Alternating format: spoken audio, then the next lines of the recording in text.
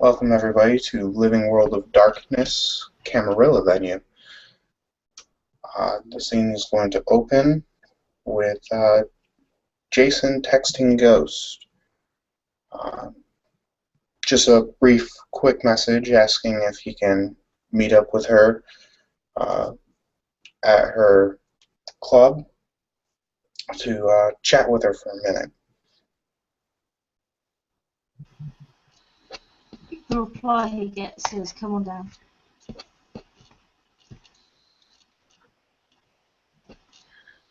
Jason will call up a cab, and once the cab gets there, he'll go on down. When he gets there, he'll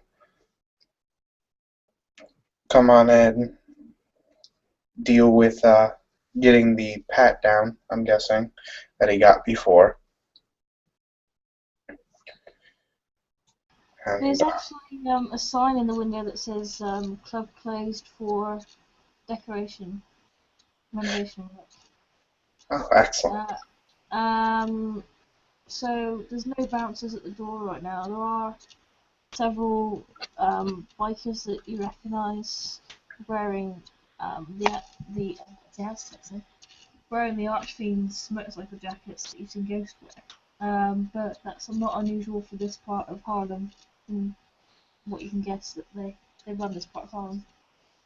So they're around, but they're not bothering you right now. Uh-huh. Well, he'll head towards the back where he met Ghost and Lady Sheridan the last time he was here, guessing that was where she would be, unless he sees her out about on the floor. No, it's empty, and there's a couple of like cloths thrown over some tables, and it looks like some of the stuff's being repaired right now. And the door leading up to where you've been before is open. Alright. So Jason will head in there and take a look around and see if Ghost is waiting for him in there. She's sat at the table that she's using as a makeshift desk at the moment. And there's a attractive blonde woman in a business suit leaning over. Ghost is sat down, and the other woman stood up, leaning over and handing her a piece of paper. And Ghost is sort of checking over things and writing on some paper. And she flicks her eyes up towards you as you enter the room. Go ahead. She sort of flicks you a half smile in recognition, and then signs something again. He'll hold up his hand upon being seen, and Ghost, thank you for having me, making his presence known to the blonde woman so he doesn't just sneak up behind her and scare the ever-living daylights out of her.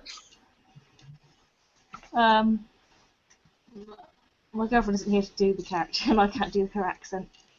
But she looks at you and sort of gives you. She's got a very cold demeanour, not unlike Sheridan's actually, until you begin the pod. But she's got a very cold, very analytical demeanour. She just looks at you and says, "I'll leave you two to it," in a Russian accent that I can't do. And walks out and closes the door behind her.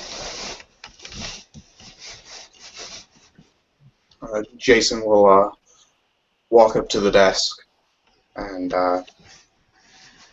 if there's a chair on the other side of the desk, makeshift. Yeah, there's chairs. There's quite a few chairs in this room. Take a pick. He'll take a seat. How are you this evening? I'm good, thank you. Ghost shuffles the paper and puts it inside a black briefcase. It's on the table and closes and locks it. She leans back, lights a cigarette that's been tucked in her top pocket, and says, "What can I do for you?"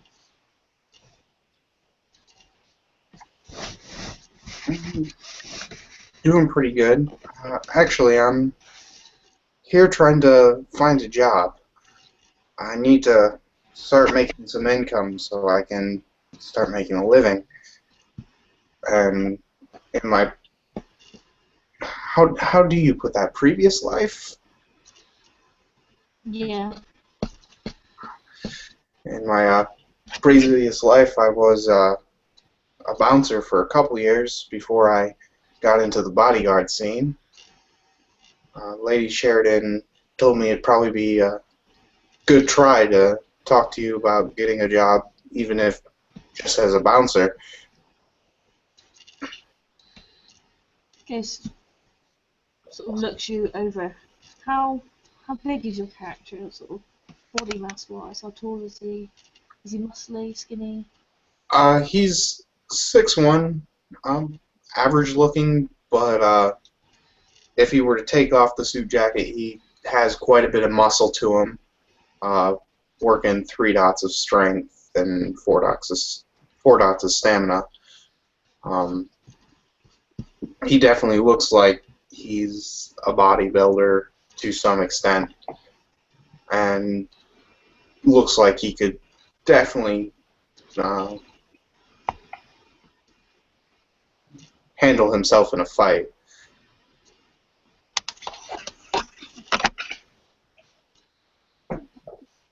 Ghost sees she gives you quite an intent look. You can tell she's pondering something. She's got quite an expressive face. It's not quite difficult to read Ghost's emotion.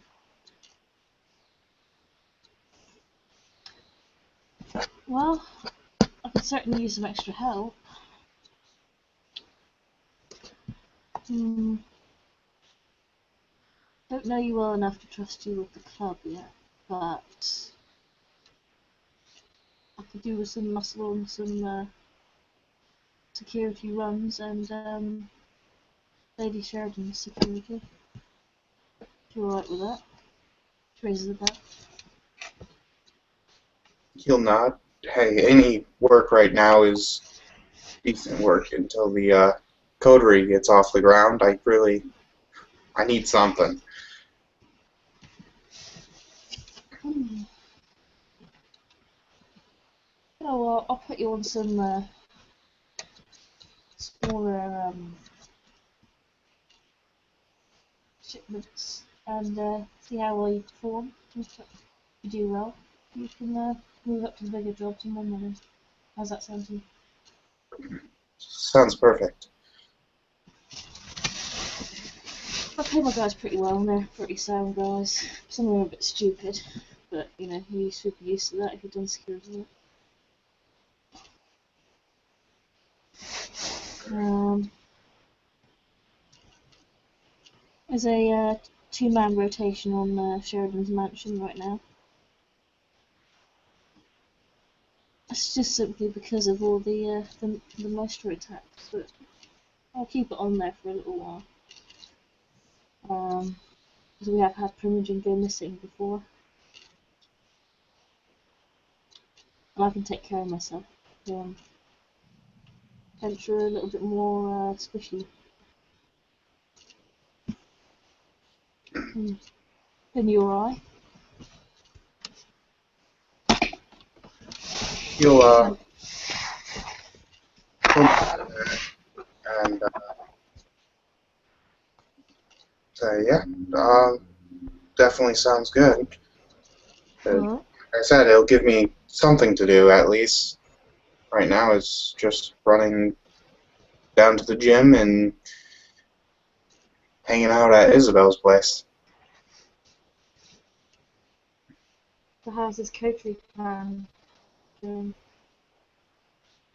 Um, okay, I guess. Uh, I'm not really on the business end of things. Seems like every time we try to do something, though, we either get told, "Hey, you shouldn't be doing that," or I don't know. Not really my problem. I just come when called. Ghost sort of she flickers her lip, but you can tell it's a more of a unpleasant smile than a genuine one. She seems to flinch at the idea of that. Do you feel that the other two respect you? I think they respect what I can bring to the table. Being a Kangrel, not a whole lot phases me. I finally went cliff jumping for the first time, which definitely bolstered up my confidence, he said, chuckling a little bit. It's not what I asked. I mean, you as a person. I think Isabel respects me. I mean, she's taken me in, and we've made a good friendship. Uh, Celio, well, Celio. He has his mind on what he wants to get done, and I help him with that. So, I don't see us ever having problems. As for, and God forbid if I could read, Mr. Tobias, yeah, as for Tobias, we're getting to know each other. We actually went to a Spanish party a couple nights ago, which was very interesting to see. I'm glad he invited me. Being honest with you, and more honest with you than I would with the others, because I like Andrew. Politically, you guys aren't in the best position just yet. I mean, you're all new guys, and not you personally, you've done nothing wrong in my opinion, but some of the others in your group have been getting a little bit of attention for not being quite up on the etiquette, etc. Personally, I don't give a shit. You know, I don't give a fuck about this shit. But the elders, like I said to you, boring crap the other day. Elders do, and they, get sticks up their ass about it. And it's not me that runs the city. It's the Venture and the Toreador and assholes like that. If I ran the city, then it'd be a lot different. And Jason will nod at this, and looks like he's thinking a little bit about it.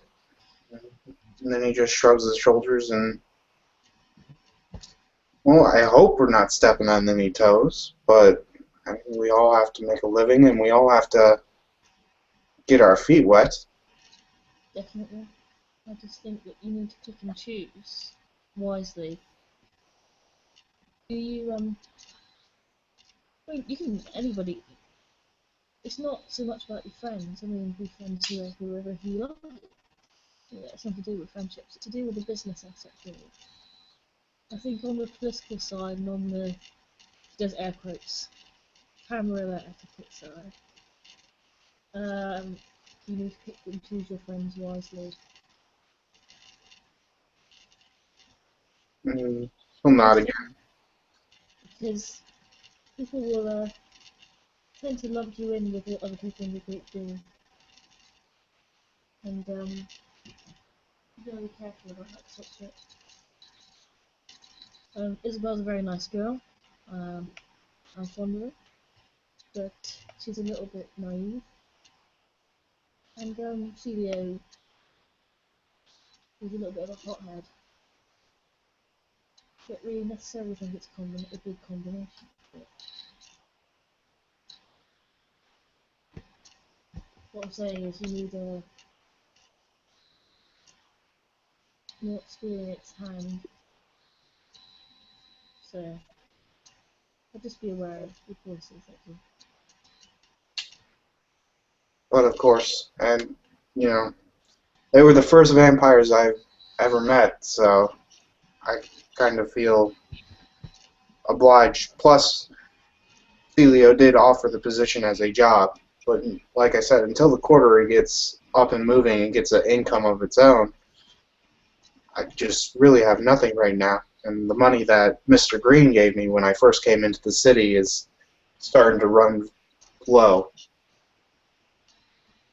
Well, if you ever change your mind about this sort of thing, my door is open. I definitely appreciate it. And appreciate the chance.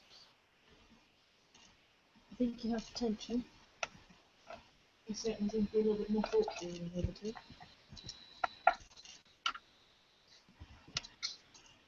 And he'll chuckle at this and shake his head a little bit. Maybe, but I just gotta look out for myself sometimes too. Yeah. I know those feelings. I mean, I felt very disillusioned with the whole idea of it when I first joined. I was young, lots of bourgeois blood in my veins.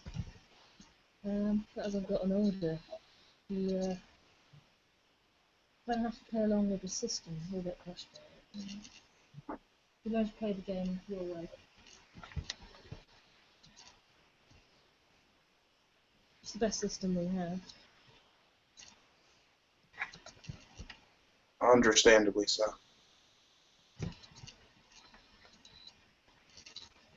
Well, anyway, I will not take you any more of your time. When you need me to go where I need to go, just shoot me a text. I'll be sure to be there. You speak to Helena on the way out. She'll give you a schedule. And she is the one in the business suit? Yeah. Don't worry, she's in all our nature. She's no good. If you do happen to slip up in front of her by accident, don't worry about it. Okay, will do. The other guys, they're human, so be careful around them. I've been getting better at hiding the fact of what I am. Had quite a few people point it out when I do slip up.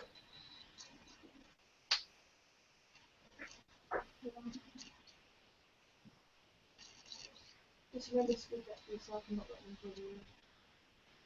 Anyway, as for Sheridan, who's, lots of people around anywhere I know. Just, she hasn't really got any authority over you. She's not your personal leader, she's not the clinician, and she's not the Sheridan. She's not too. And I love the girl. Yeah, I'm sorry, you sound really distant right now. is this any better?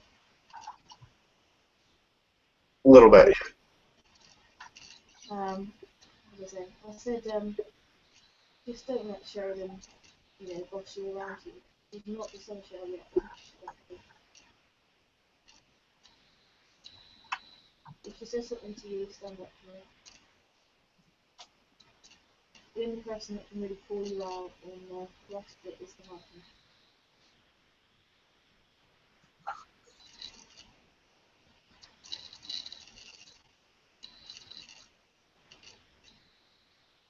And you'll nod at that and say, okay. And like I said, again, thank you for the chance. I too appreciate it. With that, he'll stand and hold out his hand to her. She shakes his hand.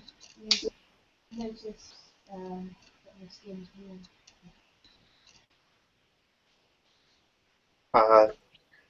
His skin is a little bit chilled, but it does have a human appearance, as he is finally learning how to use his blood to blush up and increase his stats.